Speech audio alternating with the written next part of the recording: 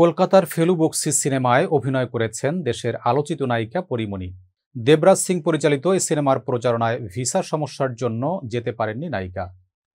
এ ছবিতে অভিনয় সহ প্রেম ক্যারিয়ার নিয়ে সম্প্রতি ভারতের আনন্দবাজার পত্রিকায় সাক্ষাৎকার দিয়েছেন এ নায়িকা। এতে ফেলু বকশীতে অভিনয় বিষয়ে পরীমণি বলেন, সত্যি বলতে অভিনয় করার ভাবনা নিয়ে কলকাতায় আসিনি। মনে মনে কোনো প্রস্তুতি না থাকলে সেটা হলে বা না হলে কোনো অনুভূতি তৈরি হয় না। আমারও তাই, কারণ তখনও আমি পুরোপুরি মাতৃত্বে ডুবে।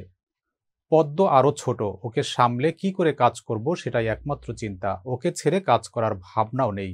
কিন্তু ছবিতে আমার অভিনীত চরিত্র শোনার পর সেই আমি কিছুতেই না বলতে পারলাম না। পরী কি খুব দুষ্ট, না ছেলে মানুষ এখনো? পুরুষ বন্ধুর হাত নিয়ে খেলা করে সকলের ঘুম ছুটিয়ে দেন। নায়িকা হেসে বলেন, ও আমার ছোটবেলার বন্ধু। আমি যখন প্রথম নাচ করতাম তখনকার বন্ধু। ওর নাম চঞ্চল। একদিন একসঙ্গে গাড়িতে আড্ডা দিতে দিতে ফিরছিলাম। হঠাৎ মনে হলো এরকম কিছু করলে কেমন হয়। তার যে এই ফলাফল হবে বুঝতে পারিনি। অনুরাগীরা তো ভাবলেন আপনি আবার প্রেমে পড়েছেন। পরী বলেন, কি করে যে বোঝাই, আমার আর প্রেম আসে না।